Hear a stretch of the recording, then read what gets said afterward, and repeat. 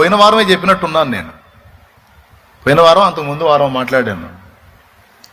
ఏమండి, పోయిన వారమేనా అంతకుముందు వారం? దేన్ని బంధిస్తారో అది బంధిస్తాను, దేన్ని విప్పుతారో అది విప్పుతానని నాకైతే మొన్న ఆదివారం చెప్పినట్టుంది.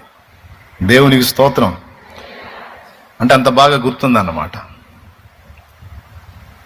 అంటే నీకు ఇవ్వబడిన రెండవ విషయం ఏంటంటే అధికారము. మొదటిది ధన్యత, రెండవది అధికారము.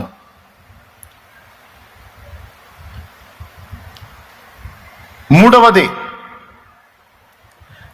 నీవు రాయివన్నాడు. చాలా మంది అనుకుంటారు పేతురు మీద సంఘాన్ని కడతానన్నాడు అని అనుకుంటారు తెలియక. అది రైట్ కాదండి. నీవు రాయివి, ఈ బండ మీద నా సంఘమును కట్టుదును అన్నాడు. పేతుర్ని ఏమన్నాడంటే నువ్వు బండవి, నీ మీద సంఘాన్ని కడతానని యేసు ప్రభు అన్నాడు. అందుకే సంఘానికి మూలం పునాది కేఫా అని పేతురని కొన్ని సంఘాల వాళ్ళు చెప్పుకుంటున్నారు. అర్థమైందా?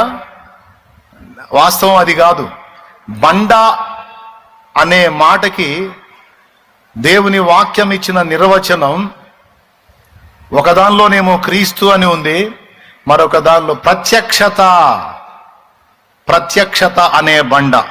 దేవునికి స్తోత్రం. దాన్ని ఏమంటాడంటే బయలుపరచబడుట, ప్రత్యక్షపరచబడుట. అంటే అప్పటిదాకా మరుగై ఉన్నది బయలుపరచబడుట. అది కూడా ఎవరి ద్వారా?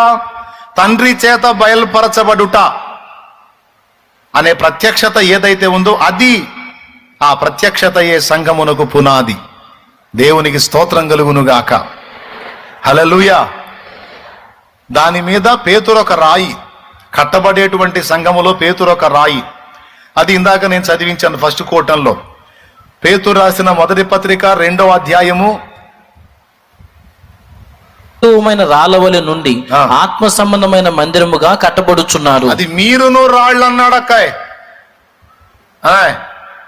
మీరు రాళ్ళు అన్నాడు. ఇక్కడ మనము రాళ్ళు అయ్యాం. ఎందుకు? ప్రత్యక్షత పొందినందుకు ధన్యులమయ్యాం. రెండవ ఆధిక్యత అధికారం పొందాం. మూడవ ఆధిక్యత రాళ్లమయ్యాం. దేవునికి స్తోత్రం కలుగునుగాక.